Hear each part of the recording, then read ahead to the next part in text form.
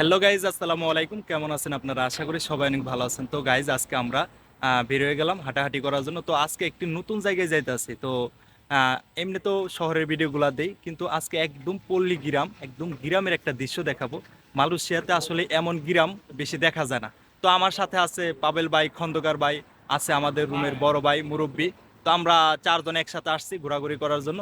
তাই ভাবলাম যে একটা ভিডিও করে আমার বন্ধুদেরও দেখার সুযোগ করে দিই। তো সাথেই থাকুন, পুরো ভিডিওটা দেখুন। Let's go.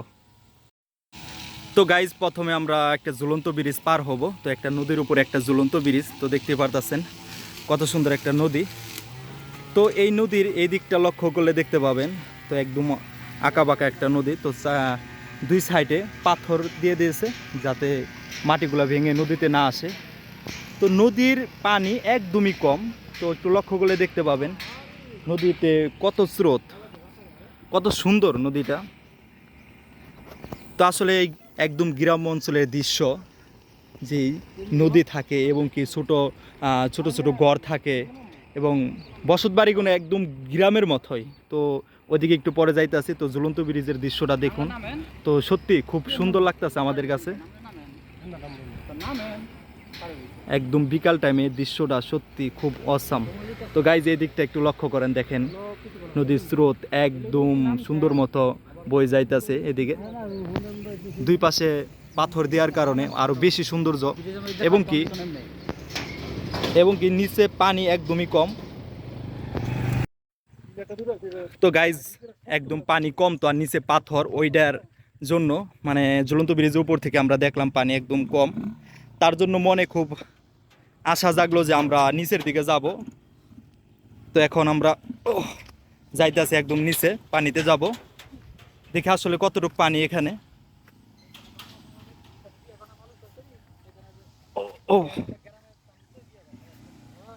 তো গাইজ, একদম চলে আইছি আমরা। তো একদম পাথর, তো দেখে নামতে হইব। ও, তো আমার সাথে আমার টিমমেটরাও আছে, সাথে নামতে আছে। পাথর খুব রিস্ক। তো গাইস, এখানে পানি যতটা কম মনে করছিলাম আসলে অতটা কম না, মোটামুটি হাঁটু পানি হবে। তো নিচ থেকে দেখুন নদীর দৃশ্যটা। তো গাইজ, এই দেখুন ঝুলন্ত ব্রিজটা, নদীর এই পার থেকে ওই পার পর্যন্ত একদম কত সুন্দর।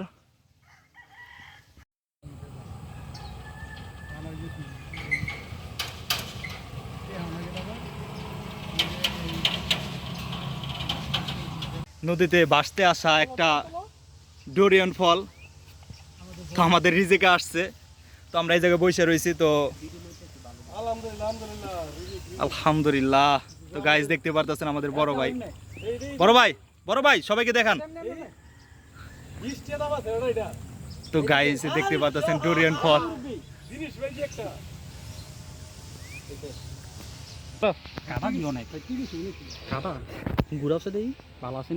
ভালো মানে এটা কাটাই যে মাত্র কাটছে মনে হয়। ফাঁকনা গন্ধ। আব্দুল্লাহ ভাই দেখতো নিজের চোখে। আরে গাছ থেকে ছিঁড়া পড়ছে। এই, এটা তো গাইজ, একটা জিনিস লক্ষ্য করেন, তো একদম মনে হচ্ছে যে গাছ থেকে ছিঁড়ে পড়ছে। তো নদীর পাড়ে হয়তো বা গাছ আছে, তো সেখান থেকে ছিঁড়ে পড়ছে। তো দেখুন ফটোটা দেখলে বোঝা যাইতেছে ডোরিয়ন ফলটা কত সুন্দর, একদম কাঁঠালের মতো, কিন্তু এটা একদম ভিন্ন।